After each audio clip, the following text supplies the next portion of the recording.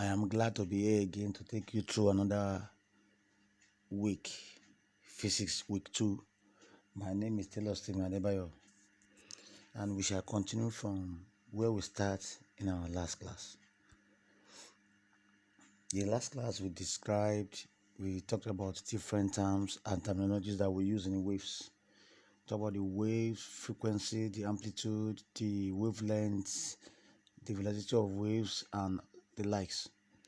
But today we want to talk about the classification of waves, and we also try to look at the general equation of wave, which says A equals to A sine of ut minus kt.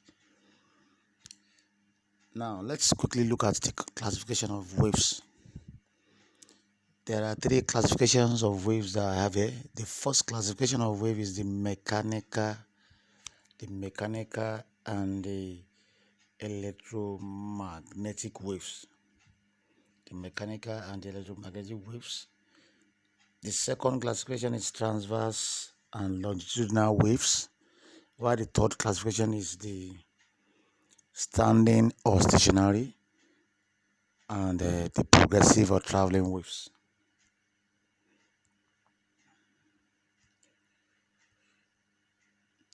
The first classification, let's quickly look at the first classification, the mechanical and the electromagnetic waves. I told you these are classification of waves. When we talk about mechanical, or when we classify waves according to material medium required for their propagation, whenever we consider the material medium needed for any wave to propagate, then we can classify waves according to or based on being mechanical or electromagnetic waves. So this is just as a result of the material medium needed rather. Now the first one, which is the mechanical wave. The mechanical waves are waves that require material medium for their propagation. Not all waves require material medium for their propagation, but mechanical waves or any kind of wave that require material medium for propagation is said to be a mechanical wave. An example of a mechanical wave is water waves. The waves that we experience when we drop a very big stone into a water. You see the wave fading away. That kind of wave is a mechanical wave because it takes place in a medium, which is water. The second one is sound waves.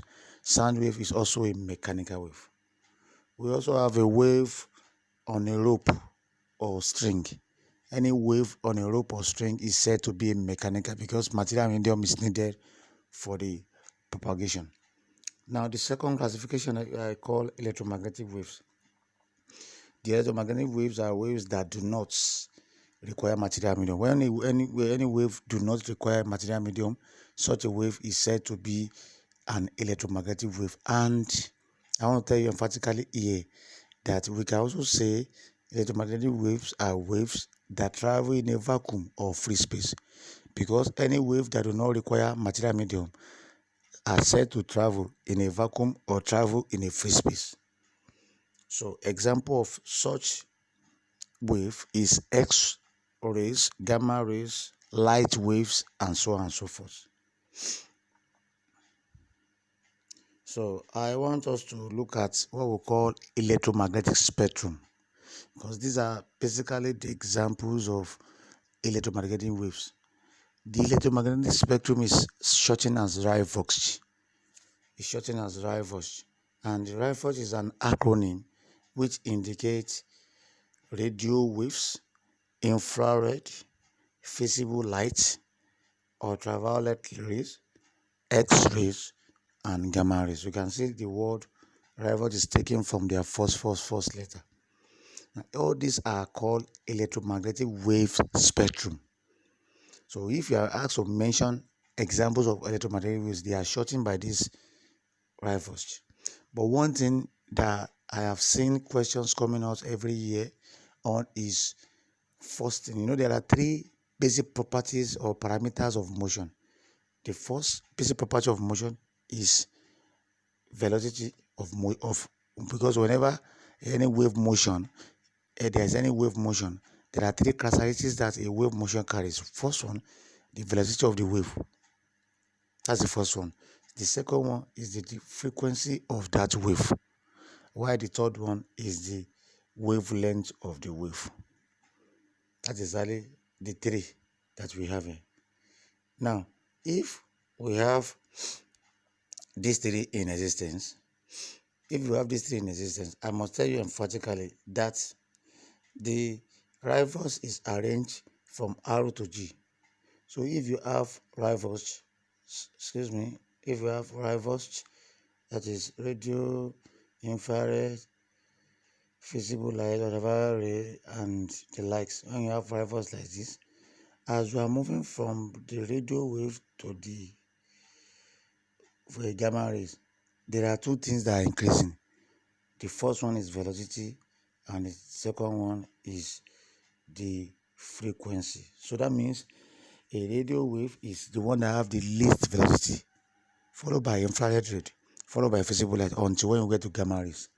And the same thing happens, that the radio waves is the one that have the least frequency, followed by the infrared, followed by visible, on to gamma. So as we move from R to G, there is increase in frequency and wavelength. So they can give you which of the following electromagnetic spectrum has the highest frequency, and they put like 2 or 3 or 4 here. So you just write drivers and see it's increasing. So you can know that the visible light now has more frequency than infrared. The same thing, X-ray has more frequency or wavelength, more frequency or velocity than ultraviolet rays. But the highest spectrum that have highest frequency and wavelength is gamma rays. Now, the last one is when you now move from gamma rays back in the backward position. When you move the movement from gamma ray to radio wave, there is an increase in wavelength, lambda. So that means radio wave is the one that have the highest wavelength. The movement towards from G to back to R in the reverse position shows the increase in wavelength. So that means the wavelength decreases as you are moving from R to G, but increases as you are moving from G to R. So just as reverse. So you must be able to study this electromagnetic spectrum in the order of increasing in frequency, increasing in velocity, and decreasing in wavelength, or increasing. You should know. So you should know that the frequency and the velocity moves from R to G in an increasing order, but from R to G, wavelength decrease. So the one that has the highest wavelength now is radio wave. That's why radio wave is used for our communications, because it can penetrate rocks, it can penetrate a very hard resistance on the road. Now let's quickly move to the second classification, which is talking about the transverse and the longitudinal waves. The classification that we have here, based on direction of motion and propagation, is the principal thing that we look into. When we consider wave according to the direction of motion and propagation produced, then we have transverse and longitudinal wave. A wave can still be mechanical and be transverse or longitudinal. So that a wave, so all those classifications that we have said, each wave we have at least we fall into the category of first one, second one, and the third one. So principally each wave we have at least 3 classifications, as we fall into the 111, the 3 classification. So under this one, when we consider the direction of motion and the propagation, we have transverse. In transverse wave, what actually happens in transverse wave is that when the wave direction of motion is perpendicular to the direction of propagation, when you propagate a wave, you expect that there will be a disturbance. When that disturbance is perpendicular to the motion that the wave caused. When we throw water into the sea, the wave move radially outward from the center. That is the direction of motion. But the direction of propagation is the vertical throwing of the stone into the water. When you throw the water, that is the direction of propagation. But when after you propagate, what now happens is that what happens is when it starts going, after the wave starts going, that is the motion. After when you must have propagated. So when the propagation is perpendicular to the direction of that motion, then you have higher transverse waves. And examples of that is water waves, all electromagnetic waves that I mentioned, all the light vox, they are all transverse in nature. So you should know that all radio, infrared, visible light, ultraviolet, X-ray, gamma, all those ones are transverse wave. Sound wave is an example of the transverse waves as well. Wave in pipes or strings is also an example. Sorry, this should be a mistake. Sound wave is not supposed to be in this category. It should be a mistake when I was typing this. So sound wave is never in the category of the transverse wave. Excuse me, let me do something here. And let me just cross it out. Sound wave and waving. These are not part of. These are longitudinal. So in the longitudinal wave, when the direction of motion is parallel to the direction of propagation, then we have what we call a longitudinal waves. And a longitudinal wave have an example of sound wave and wave in string with one phase. Now the second example, the transverse wave, is only the sound wave that is wrong here. It's only the sound wave that is wrong here. Let me just make the correction.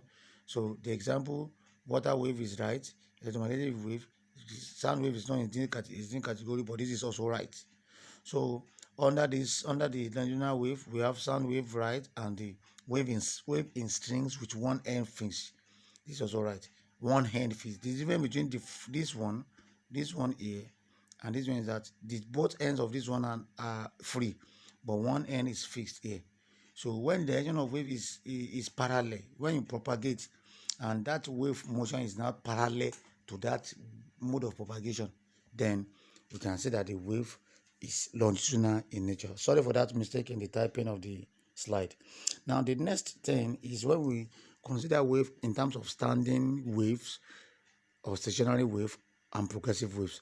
A wave that is standing is supposed to be is also stationary, while a progressive wave is traveling. So when we classify wave according to whether they have restriction or not as they spread out, then we can have a standing or stationary waves.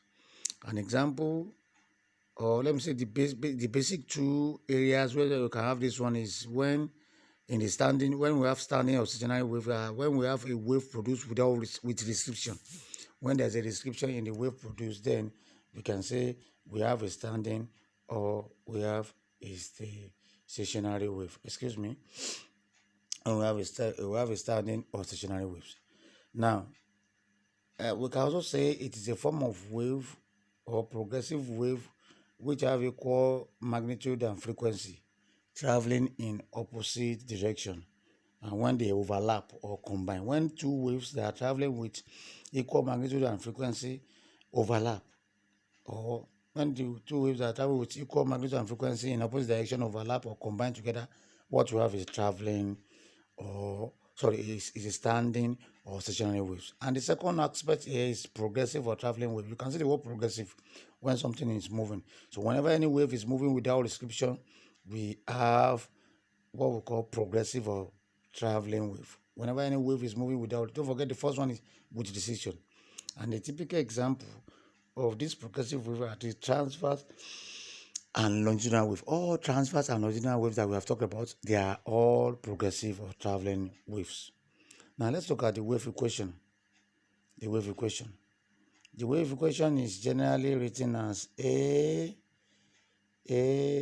sine WT plus or minus KT. Plus or minus KT. That is exactly what we have there. Now, that's exactly what we have here. Plus KT. Now, I told you if it's plus KT, it means it is moving in a negative x direction. And if it's plus minus KT, it means it is moving in the positive. Minus means positive x direction. So you can say we said that a wave is a sinusoidal in nature. It looks like a sine graph. So these are the two basic equations. And we said that K equals to constant. YW equals to 2 pi f. That is exactly what is here that is not clear very well. W is 2 pi f. So we can say this is y equals to a sine 2 pi ft minus kt. Minus kt. So that is exactly what happened there. So positive x direction, y equals to a sine wt minus ks. Negative x direction, y equals to a sine wt plus kx. Now, the sign gives the direction of the motion. What if you want to separate that equation?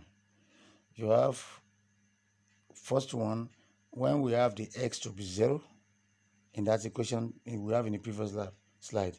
Whenever x equals to 0, we have a equals to a sine wt. And whenever y equals to 0, t equals to 0, we have y equals to a sine kt. If you look at that, then if you want to write this equation out, I can say this is y equals to a sine, a sine, excuse me, just rewrite this one, and say this is equals to a sine, open bracket, we have wt plus or minus, it can be plus, it can be plus, minus, anyway, depends on the direction. That sign shows the direction. 2 pi x, that is k, over lambda. That is just the combined equation. 2 pi x, and I can say this is 2 pi f. So I can write the equation as 2 pi ft plus or minus whatever you have here. That is the equation, plus or minus what you have here. So I can write the equation as y equals to a sine wt plus or minus 2 pi x over lambda, or y equals to a sine 2 pi ft, because w is 2 pi ft plus or minus 2 pi x over lambda. You can see that you can see this in your textbook written very well, and we can also link this one to velocity, link this one to wavelength and the likes. So let's look at the next slide. Look at a typical example about this. A certain traveling wave has frequency f of 200 Hz. That's the frequency. Wavelength lambda of 2 meters and amplitude a of 0.02 meters. Calculate the displacement y at the point of 0.3 from the origin. That is the point of 0.3. That is the point at which it displays. At the time 0.01 after 0 displacement at that point. Now the period of the motion, we are given the frequency of the motion to be 200 Hz, so we can easily get the period to be 1 over frequency, and that is exactly what we have here. So now we have a equals to a sine 2 pi over t over lambda plus x over lambda. That's why I said you should look at your textbook. There are different forms of writing this equation. They have different form of writing it. So we have y. You can also y equals to let me write it like here. You can say y equals to a sine 2 pi, take the wt out, t over period plus x over lambda. That's another way in a summary form. Now that's the equation we're going to use for this one. We are given a in the question to be 0.22, that's the amplitude. You are given the time. The time in the question is given to be what? The time. Okay, we have 0.02 meters, we have 0.02 meters, we have the time t over, I'm coming. Yes, you have 0.01 seconds. That's the time given to us. Plus, we have the x displacement. That is when we are given the x displacement in that question. We have amplitude is 0.02. We have the displacement with the wavelength to be 2 meters, and we have the x displacement to be 0.3. That's why we are 0.3, and that's why look at this. This is just interpretation of the what we are talking about. 0.002, that's amplitude sine 2 pi into time is 0.01 time is 0.01. Let me just use my pointer. Time is 0.01 over the period is 0.005. That's what we get here, plus x. Our x displacement is 0.3. That's according to question, over 2. And 2 is the lambda, which is what we are given in the question. And that's exactly what. So we always compare with that. So then we get the equation, our overall answer to be 0.016. Let's look at the complex one. Now, in this form, you are given a traveling wave to be this. That is 0.03, y equals to 0.03 sine 2.3 x minus 3.5 t, where x and y are in meters and t is in seconds. Find the amplitude, find the wavelength, find the frequency, period, and the speed of the waves. Now, to solve any problem like this, we always write the standard. We always write the correct. Look at this equation now. You now write the standard equation that I wrote before. That is y equals to a sine wt plus or minus kt. This is it. A sine wt plus or minus kt. That's the standard. Now, it is this equation that we now start breaking down. Substitute k equals to something. Substitute w equals to 2 pi f. K equals to 2 pi lambda over 2 pi t over lambda or something. So that's exactly what we start breaking down. This equation is the basic one. We now start substituting each of the things. That's why it's made to be complex. So now in this equation, don't forget it is negative now. So we are going to write it as negative because in the question, the one given to us is negative. And if you compare this equation directly, you will see that 0.03 is our amplitude based on when we compare it to the standard one. So we already have amplitude. Second one, we have WT. We have WT minus, don't forget, is WX. They write X term first. X term. They write X term form. So it's as if they write, this is X here and this is X here. But in the standard, so it's as if they take this one, they take the KX first and before they take the WT right. So you write the equation and you compare. So when you compare, you will see that before then, don't forget K is the coefficient of X, that is 2.2. And the frequency is the coefficient of T. The coefficient of T is the frequency. You have W equals to 3.5 rad per second. And that was, so lambda is 2 pi over K. These are things I said. That's why I said you still need to study these equations very well in your text. And you see the way they are derived and you see the way they can manipulate this equation. So period is 2 pi over lambda. So when you substitute, we have this to be 2 times 3.14 over 3.5, which is 1.80. Here, we just write the standard equation, we start comparing. So the period is 2 pi over W. And that's what you have here. And you have, you have the pi to be 3.142 and we have the W to be 3.5. So that's why you substitute here. And the speed is F lambda. You have this one here.